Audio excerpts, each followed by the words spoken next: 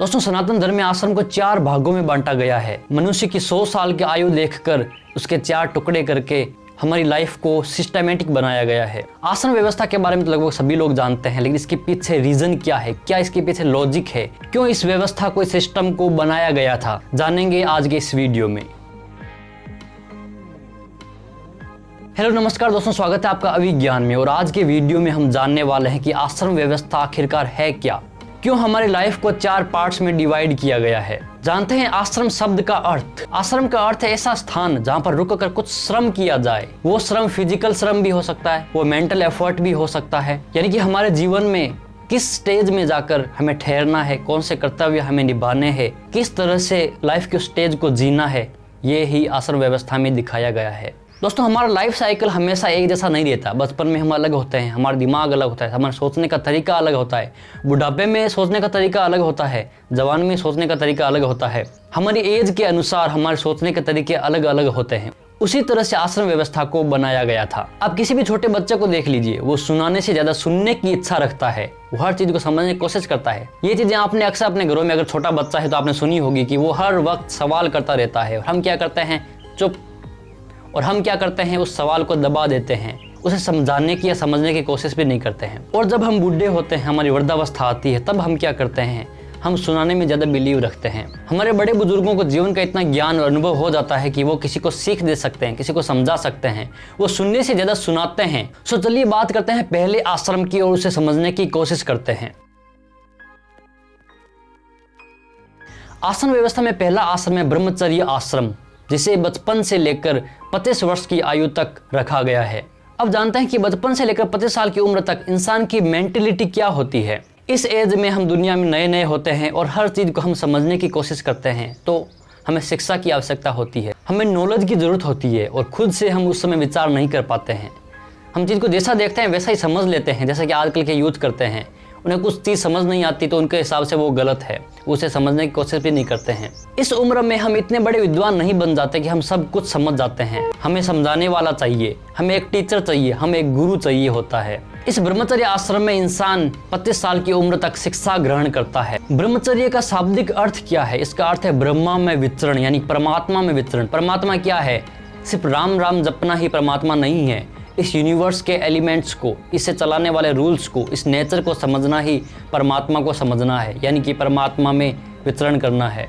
ब्रह्मचर्य आश्रम में इंसान गुरु के पास जाता है, शिक्षा ग्रहण करता है, उसे जीवन के हर पहलू की शिक्षा दी जाती है। वहाँ पर फिलोसॉफी, हिस्ट्री, साइंस, हर तरह की शिक्षा दी जाती है, हर विद्यार्थी की रुचि के अनुसार। 25 वर्ष तक की आयु में इंसान सीखने की कोशिश करता है, नॉलेज ग्रहण करने की कोशिश करता है, इसीलिए इसमें शिक्षा की व्यवस्था की गई है। ब्रह्मचर्य आश्रम में इंसान जंगलों में रहता है, भिक्षा से अपना जीवन जीता है, सादगी से जीवन जीता है, भौतिक वस्तुओं से दूर रहता है। यहाँ पर उसके आने वाले जीवन के लिए उसे तैयार किया जाता है। आजकल जो हॉस्टल का सिस्टम है वो गुरुकुल व्यवस्था से ही आया है। गुरुकुलों में स्टूडेंट अपने परिवार से दूर गुरु के पास रहकर शिक्षा ग्रहण करते हैं। गुरुकुल व्यवस्था में शहरों से दूर जाकर, जंगलों में रहकर विद्यार्थी इसलिए शिक्षा ग्रहण करते थे ताकि उनका माइंड एकाग्र रहे, उनका ध्यान इधर उधर भटके नहीं। गुरुकुल में विद्यार्थी को ही पूरे गुरुकुल की व्यवस्था देखनी होती थी। गुरुकुल की साफ सफाई, वहाँ की व्यवस्था, खाना पीना, सोना, जो भी चीजें होती थी विद्यार्थियों को ही देखनी होती थी। गुरु हर विद्यार्थी का समूह बना देते थे, उन्हें अलग अलग कर्तव्य दे देते थे ताकि आने वाले जीवन में उन्हें कोई तकलीफ ना हो, वो आसानी से अपने जीवन को जी पाएं। अगर इस समय उन्हें थोड़ी मेहनत करनी होगी तो आगे वो मेहनत से डरेंगे नहीं। आजकल के स्टूडेंट्स की सबसे बड़ी प्रॉब्लम है कि उनको याद नहीं रहता। वो किताब में पढ़ते हैं फिर भी उन्हें याद नहीं रहता। इसके पीछे कारण यह है कि वो अपने विषय पर एकाग्रता नहीं रख पाते, क्योंकि वो घर में भी रहते हैं, अपने दोस्तों के साथ भी रहते हैं, मस्ती मौज भी करते हैं, हर चीज में रहते हैं और उनको साथ में पढ़ाई भी करनी है। लेकिन गुरुकुल व्यवस्था में इन सब चीजों से स्टूडेंट दूर रहते थे। उस समय हर विद्यार्थी को किताब नहीं दी जाती थी। गुरु अपने मुंह से जो बोलते थे स्टूडेंट याद कर लेते थे। और गुरुकुलों में ऐसा माहौल बनाया जाता था कि स्टूडेंट का ध्यान भटकता नहीं था। वो जो सुनते थे वो हाथों हाथ याद कर लेते थे और हाथों हाथ उन्हें याद हो जाता था। इसका कारण यही था कि गुरुकुल का माहौल ही वैसा था, उनका ध्यान इधर उधर भटकता नहीं था।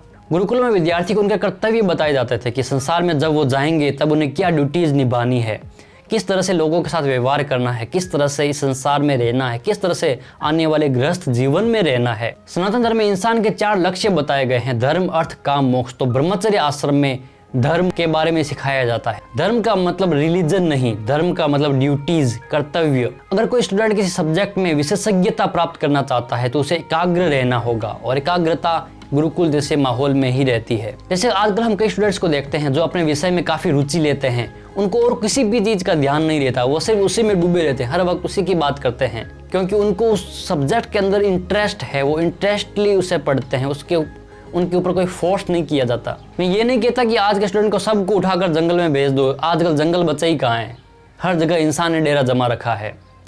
लेकिन हम गुरुकुल व्यवस्था से, ब्रह्मचर्य आश्रम से काफ़ी कुछ आज के लिए सीख सकते हैं। ब्रह्मचर्य आश्रम में एक डिसिप्लिन लाइफ जी जाती थी। अब बात करते हैं गृहस्थ आश्रम के बारे में। 25 साल से 50 साल की आयु तक गृहस्थ आश्रम का विधान है। इंसान को जीने के लिए पैसा भी चाहिए और उसे कई इच्छाएं पूरी करनी होती हैं। तो सनातन धर्म में इन इच्छाओं को दबाया नहीं जाता, बल्कि गृहस्थ आश्रम में इंसान इन चीजों को भोग सकता है। गृहस्थ आश्रम में मनुष्य शादी करके एक जगह पर सेटल हो जाता है। जीवन के 2 और लक्ष्य होते हैं, अर्थ और काम, यानी कि इच्छाएं हमारी, यानी कि पैसा। ये गृहस्थ आश्रम में हम इन्हें कमा सकते हैं, अपनी इच्छाओं को पूरा कर सकते हैं। हमारी जो भौतिक इच्छाएं हैं उन्हें गृहस्थ आश्रम में पूरा किया जा सकता है, यहाँ पर उन्हें दबाया नहीं जाता है, ताकि इंसान को आखिरकार पता चले कि पैसे की और इच्छाओं की कितनी रिलेवेंस हमारी जिंदगी में है। अर्थ यानी पैसा, धन जीवन के लिए काफी जरूरी होता है, जीवन जीने के लिए जरूरी होता है। यहाँ पर ऐसा नहीं बोला कि पूरी जिंदगी जंगलों में ही रहो, पूरी जिंदगी तपस्या ही करते रहो, नहीं। गृहस्थ आश्रम में आप पैसा भी कमाते हैं, व्यापार करते हैं, नौकरी करते हैं, सब करते हैं, वैवाहिक जीवन का आनंद उठाते हैं, अपनी इच्छाओं को पूरा करते हैं। और आखिरकार आपको पता भी चलना चाहिए कि ये जीवन का अंतिम लक्ष्य नहीं है। गृहस्थ आश्रम में इंसान की जो स्वाभाविक इच्छाएं होती है उन्हें तृप्त करने की कोशिश की जाती है। और गृहस्थ आश्रम में व्यक्ति युवावस्था में होता है और इसी आयु में वो ज़्यादा श्रम कर सकता है, मेहनत कर सकता है, पैसा कमा सकता है, जिंदगी का आनंद ले सकता है, बुढ़ापे में नहीं ले सकता। इसलिए बुढ़ापे की आश्रम व्यवस्था अलग है, जवानी की आश्रम व्यवस्था अलग है, बचपन की आश्रम व्यवस्था अलग है। अगर इंसान की स्वाभाविक इच्छा को, काम वासना को दबा दिया जाता है, इंसान उग्र बन जाता है, उसकी तृप्ति भी आवश्यक है। वही चीजें गृहस्थ आश्रम में होती है। ब्रह्मा विष्णु महेश की थ्योरी में भी मैंने इन आश्रमों को बताने की कोशिश की है, कैसे ब्रह्मा जी ब्रह्मचर्य आश्रम को रिप्रेजेंट करते हैं, कैसे भगवान विष्णु गृहस्थ आश्रम को रिप्रेजेंट करते हैं, कैसे भगवान शिव वानप्रस्थ और संन्यास आश्रम को रिप्रेजेंट करते हैं। जैसे कि भगवान शिव जंगलों में रहते हैं, पहाड़ों में रहते हैं, तो संन्यास आश्रम को रिप्रेजेंट कर रहे हैं, और वो गृहस्थ आश्रम को भी रिप्रेजेंट कर रहे हैं, यानी कि वानप्रस्थ आश्रम में व्यक्ति अपनी पत्नी के साथ में भी रहता है। तीसरे आश्रम की बात करें जिसका नाम है वानप्रस्थ आश्रम, यानी कि वन की ओर प्रस्थान, जंगल की ओर प्रस्थान। इस आश्रम को व्यक्ति की 50 से लेकर 75 वर्ष की आयु तक में बांटा गया है। इस आयु तक इंसान काफी भोग ऐश्वर्यों की प्राप्ति कर लेता है, काफी आनंद ले लेता है, काफी पैसों पे मौज कर लेता है, वो अपनी हर एक इच्छा को पूरी कर लेता है। वैसे तो इच्छाएं खत्म नहीं होती, लेकिन वो यहाँ तक प्रयास कर लेता है कि उसकी इच्छाएं पूरी हो जाएं। इस आयु तक धीरे धीरे इंसान को अनुभव होने लगता है कि इन चीजों के पीछे कुछ भी नहीं रखा है, ये सिर्फ सांसारिक चीजें हैं। हमारे जीवन का अंतिम लक्ष्य क्या है, हमें जानना कहाँ पर है, हमारा उद्देश्य क्या है। इस एज में ही इंसान ये सब सोचने लगता है। एक यंगस्टर को आप जाकर बोलोगे तेरे जीवन का लक्ष्य क्या है, तुझे ये करना है, मोक्ष प्राप्त करना है, क्या वो कहेगा कि क्या बोरिंग ज्ञान दे रहा है, क्योंकि उस एज की थिंकिंग ही थोड़ी अलग होती है। और 50 साल की उम्र के बाद में एज की थिंकिंग बदलने लगती है। युवा अवस्था में इंसान को जीवन का इतना अनुभव नहीं होता कि वो इन चीज़ों को समझ सके, वो अपनी मौज मस्ती में जीवन बिता देता है। और मौज मस्ती को भी सनातन धर्म में इस व्यवस्था में दबाया नहीं गया है, इसे भी पूरा करने का पूरा अवसर दिया गया है गृहस्थ आश्रम में। 50 साल की एज के बाद इंसान जब वन की ओर प्रस्थान करता है तब एक वो संयमित जीवन जीता है। वो प्रयास करता है इस यूनिवर्स को समझने का, वो ईश्वर को समझने की कोशिश करता है, वो परमात्मा को समझने की कोशिश करता है। उसके दिमाग में सवाल आता है कि ये प्रकृति कैसे चलती है, ईश्वर कौन है, परमात्मा कौन है, हम इंसान इस पृथ्वी पर क्यों आए हैं, हमारा लक्ष्य क्या है। ये सब चीजें वानप्रस्थ के दिमाग में घूमती रहती है। इस आश्रम में इंसान जंगल में रहता है, कुटिया बनाकर रहता है, लेकिन यहाँ पर वो संसार से पूरी तरह से नहीं कटता है। वो गांव शहर की भी यात्रा करता है, लोगों को समझने की कोशिश करता है, समझाने की भी कोशिश करता है। जितना अनुभव उसने अपने ज्ञान, जितना अनुभव उसने अपने जीवन में लिया है, गृहस्थ आश्रम में उसने अपनी इच्छाओं की पूर्ति भी कर ली है, इसलिए वो अब उनके चक्कर में नहीं पड़ता। वानप्रस्थी गाँव गाँव नगर नगर भटकता रहता था, अपने अनुभव को लोगों के साथ भी शेयर करता रहता था। आश्रम व्यवस्था में अंतिम आश्रम है संन्यास आश्रम। संन्यास का अर्थ है इस संसार से पूरी तरह से कट जाना। एक सन्यासी लोगों से संसार से पूरी तरह से कट जाता है। उसका लक्ष्य सिर्फ और सिर्फ ईश्वर को प्राप्त करना और मोक्ष को प्राप्त करना होता है। संन्यास आश्रम को 75 से 100 साल की उम्र तक, यानी कि मृत्यु तक रखा गया है। तपस्या का मतलब है रिसर्च, यानी कि सन्यासी सिर्फ आध्यात्मिक ही नहीं होता था, वो प्रकृति की चीजों को समझने की कोशिश भी करता था। जैसे कि हमारे सनातन में सुश्रुत, वराह, मिहिर, कणा जैसे कई ऋषि हुए थे जिन्होंने अपने अपने अलग अलग फील्ड में रिसर्च की थी।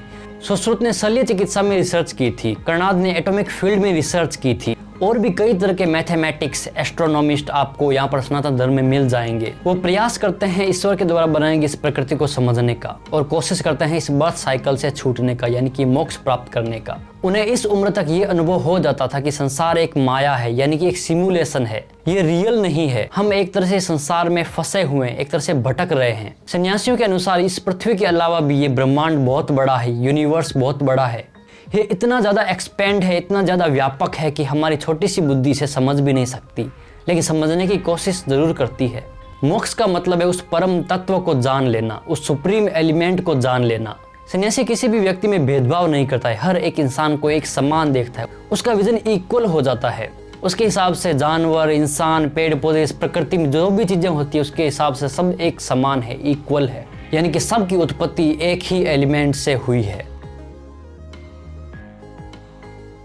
दोस्तों, क्या साइंटिस्ट हैंडसम होते हैं? नहीं, वो अजीब से दाढ़ी बढ़े हुए से या अजीब से कपड़े पहने हुए होते हैं। अल्बर्ट आइंस्टाइन की इस तस्वीर को भी देख लीजिए, क्या ये आपको वैज्ञानिक लगते हैं? कुछ पागल से नहीं लगते हैं? तो वैज्ञानिक पागल ही होते हैं, यानी कि जो रिसर्चर होते हैं, जो चीज़ों को समझने की कोशिश करते हैं, उनका ध्यान सिर्फ एक ही जगह पर होता है, इसलिए वो अपने शरीर पर ध्यान नहीं देते। इसी कारण ऋषि मुनियों की दाढ़ी बड़ी होती है, वो भगवा कपड़े पहने रहते हैं, वो अपने शरीर पर ध्यान नहीं देते, वो भिक्षा से अपना पेट भरते हैं। वो ये सब इसलिए करते हैं ताकि वो पूरा ध्यान अपने सब्जेक्ट पर लगा सके, इस यूनिवर्स के सुप्रीम एलिमेंट को समझने की कोशिश कर सकें, ताकि वो खाने पीने में और कपड़े पहनने में, अच्छे कपड़े पहनने में, हैंडसम दिखने में अपना टाइम वेस्ट ना करें। सो आज के जो साइंटिस्ट हैं वो भी हैंडसम नहीं है। पहले के जो साइंटिस्ट थे, यानी कि तपस्वी थे, ऋषि मुनि थे, वो भी हैंडसम से नहीं लगते थे, अपने शरीर पर ध्यान नहीं देते थे। दाढ़ी बढ़ी हुई थे, ठीक है, जो भी है ठीक है, लेकिन वो एकाग्र रहते थे। जब 75 से 100 साल की या 50 से 100 साल की एज आती है, तभी इंसान के पास सोचने के लिए अनुभव होता है, यानी कि उसके पास कच्चा माल होता है एक विचारधारा को पैदा करने के लिए, अपने सिद्धांतों को बनाने के लिए, यानी कि उसके पास जीवन का पूरा अनुभव होता है। उसे पता होता है कि संसार में क्या क्या चीज़ें मेरे साथ घटित हुई है। वो अपने जीवन को अच्छी तरह से समझ चुके होते हैं, इसलिए वो जीवन से ऊपर उठकर इस लाइफ से अलग दूसरे सुप्रीम एलिमेंट्स को जानने की कोशिश करते हैं, इस यूनिवर्स को जानने की कोशिश करते हैं, इसके पीछे के रूल्स को जानने की कोशिश करते हैं। यही संन्यास आश्रम है। दोस्तों, आश्रम व्यवस्था को इसी तरह अलग अलग एज की थिंकिंग के अनुसार सेपरेट किया गया है, बनाया गया है। बचपन में हमारी थिंकिंग अलग होती है, जवानी में हमारी थिंकिंग अलग होती है, बुढ़ापे में हमारी थिंकिंग अलग होती है। उसी तरह अलग अलग थिंकिंग के अनुसार ही आश्रम व्यवस्था में ये 4 आश्रम सेट किए गए हैं। दोस्तों, प्रेजेंट टाइम में भी युवा पीढ़ी और बुजुर्गों की पीढ़ी के अंदर एडजस्टमेंट नहीं बैठ पाता है, क्योंकि उन दोनों की थिंकिंग प्रोसेस ही अलग है। इसी कारण गृहस्थ आश्रम को बिताने के बाद में इंसान को वानप्रस्थ आश्रम के लिए, यानी कि जंगलों में भेज दिया जाता था, ताकि 2 पीढ़ियों के बीच में टकराव नहीं हो, ताकि जो युवा हैं वो गृहस्थ आश्रम में अपने हिसाब से ज़िंदगी जी सकें, और जो वृद्ध लोग हैं, बूढ़े लोग हैं, वो अपने हिसाब से जंगलों में अपनी ज़िंदगी जी सकें। ये अलग अलग पीढ़ियों की, अलग अलग एज ग्रुप्स की विचारधारा या सोचने के तरीके, ये जब एक दूसरे से टकराते हैं तभी स्ट्रगल होता है, तभी संघर्ष होता है। और इन चीज़ों से हमारे ऋषि मुनि, हमारे पूर्वज पूरी तरह से वाकिफ थे, उन्हें पता था ये सब। इसी तरह उन्होंने आश्रम व्यवस्था को इसी तरह 4 ग्रुप में डिवाइड किया है। दोस्तों, अब सवाल उठता है कि क्या आज के समय में आश्रम व्यवस्था इंप्लीमेंट की जा सकती है? तो ये काफ़ी मुश्किल है, क्योंकि आज के समय काफ़ी हद तक बदल चुका है। आज जंगल तो बचा ही नहीं है, जंगलों में भी इंसानों ने डेरा बना रखा है। तपस्वी, ऋषि मुनि, रिसर्चर जाए तो जाए कहाँ? ब्रह्मचर्य आश्रम से या हमारे गुरुकुल सिस्टम से आज के स्कूल्स, आज की एजुकेशन सिस्टम काफ़ी कुछ चीज़ें सीख सकते हैं। वानप्रस्थ आश्रम और संन्यास आश्रम की बात करें तो ये आज के लिए इतना मुमकिन नहीं है, क्योंकि 50 साल की एज के बाद में भी आजकल लोग गृहस्थ आश्रम में ही डटे रहते हैं। लेकिन वानप्रस्थ और संन्यास आश्रम सिर्फ जंगल जाना नहीं है, ये एक मेंटेलिटी भी है। 50 साल की एज के बाद में आपको इन चीज़ों से दूर रहना चाहिए। जो गृहस्थ आश्रम की चीज़ें हैं, जो भोग वस्तुएं हैं, उनसे आपको दूरी बनानी चाहिए। धन के लालच से बचना चाहिए। इन चीज़ों से अलग हटकर दूसरी चीज़ों को समझने की कोशिश करनी चाहिए। गृहस्थ आश्रम में रहकर ही हम वानप्रस्थी और सन्यासी बन सकते हैं। इसका मतलब ये नहीं कि दाढ़ी बढ़ा लो, भगवे पहन लो, नहीं। आज की परिस्थितियाँ बदल चुकी है, ये मेंटल प्रोसेस है, ब्रह्मचर्य, गृहस्थ आश्रम, वानप्रस्थ, संन्यास, ये सारी मेंटल प्रोसेस भी है। ब्रह्मचर्य और गृहस्थ आश्रम को हम फिजिकल प्रोसेस कह सकते हैं कि उनमें हमें बिहेव करना होता है, हमें व्यवहार करना होता है, लेकिन वानप्रस्थ और संन्यास आश्रम एक मेंटल प्रोसेस है, ये एक मेंटल स्टेज है। गृहस्थ आश्रम में रहने वाले 50 साल के ऊपर के व्यक्ति को अपनी सारी जिम्मेदारियां अपने बेटों को या पोतों को या गृहस्थ आश्रम में जो अभी जिन्होंने प्रवेश किया है उन्हें दे देनी चाहिए। कम से कम उनके जीवन में उनके गृहस्थ आश्रम में इंटरफेयर करना चाहिए, क्योंकि अब उन्हें सीखना है कि उन्हें गृहस्थ आश्रम कैसे चलाना है, उन्हें अपनी ज़िंदगी कैसे जीनी है। आपने अपनी ज़िंदगी जी ली है तो आप थोड़ा सा साइड में हट जाइए। आपको जंगल वंगल नहीं जाना है, लेकिन थोड़ा सा गृहस्थ आश्रम से कट जाना है 50 साल की एज के बाद में। ये आश्रम व्यवस्था अलग अलग एज ग्रुप, अलग अलग पीढ़ियों के संघर्ष को काफ़ी हद तक कम भी कर देती है। 25 साल की उम्र तक आपके दिमाग में एजुकेशन का अलर्ट रहना चाहिए। 50 साल की उम्र तक आप इस संसार को मज़े से, आनंद से जी सकते हैं, लेकिन लिमिटेड तरीके से, सीमा में रहकर, बिल्कुल जंगली बनकर नहीं, बल्कि एक डिसिप्लिन तरीके से। वानप्रस्थ आश्रम में आपके दिमाग में अलार्म बजना चाहिए कि अब मुझे इन गृहस्थ वाली चीज़ों से थोड़ा दूर रहना है और दूसरी चीज़ों को समझने की कोशिश करनी है। संन्यास आश्रम में पूरी तरह से गृहस्थ आश्रम से कट जाना होता है। इस एज में भी अगर आप पैसों के मामले में अपने बेटों से उनके काम में इंटरफेयर करते हैं तब पीढ़ियों का टकराव होता है। यहाँ पर इंटरफेयर आपको बिल्कुल कम कर देना है। हाँ, जब वो सलाह लेने, एडवाइस लेने आए तब उन्हें एडवाइस ज़रूर देनी है, ताकि उन्हें पता चल सके कि ज़िंदगी कैसे जी जानी है। इन 4 आश्रमों को आप मेंटल स्टेज भी समझ सकते हैं। ब्रह्मचर्य आश्रम में आपको एजुकेशन पर यानी सीखने पर ध्यान देना होता है, यानी कि अपने दिमाग को अलर्ट बना लीजिए 25 साल की उम्र तक कि हमें सीखना है, हमें एजुकेशन लेनी है, हमें सेटल होना है।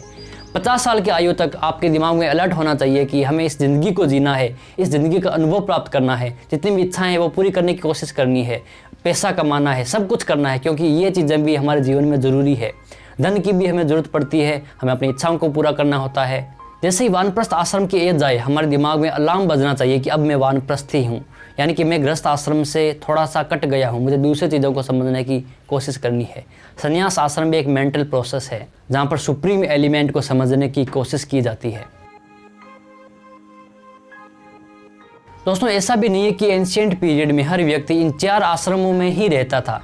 कई ऐसे भी होते थे जो पूरी जिंदगी ब्रह्मचर्य आश्रम में बिताते थे, क्योंकि वो रिसर्चर्स होते थे। हर एक इंसान की दिमाग की बनावट अलग होती है, उसकी थिंकिंग प्रोसेस अलग होती है।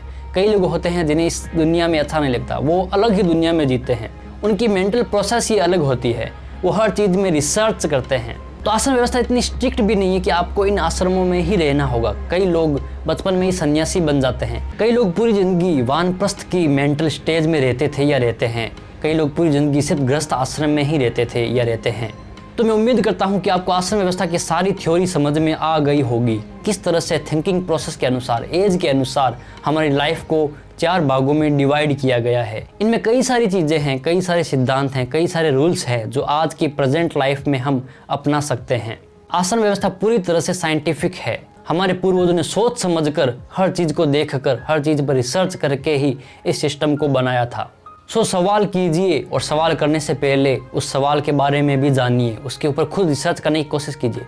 इस वीडियो में मैंने कोई भी वेद से, पुराण से या कहीं से भी एग्जाम्पल लाकर आपको नहीं दिखाया। मैंने अपने कॉमन सेंस से इन चीज़ों को समझाने की कोशिश की है कि किस तरह से हम इन चीज़ों को समझ सकते हैं। ये इतना मुश्किल भी नहीं है, लेकिन ये डिपेंड करता है लोगों के इंटरेस्ट पर। तो आगे से कोई भी सनातन धर्म की मान्यता के बारे में सवाल उठाए तो आप उसे ये चीज़ें समझा सकते हैं। उसे चुप नहीं कराना है, उसे बताना है कि किस तरह से ये सिस्टम बनाए गए थे, कैसे साइंटिफिक तरीके से ये सिस्टम इजाद किए गए थे, कैसे लाइफ साइकिल को देखकर, थिंकिंग प्रोसेस को देखकर, एज ग्रुप को देखकर आश्रम व्यवस्था को सेटल किया गया था। सो यहाँ तक वीडियो देखने के लिए थैंक यू सो मच। मिलते हैं किसी और वीडियो में, तब तक अपना ख्याल रखिए, आनंद में रहिए।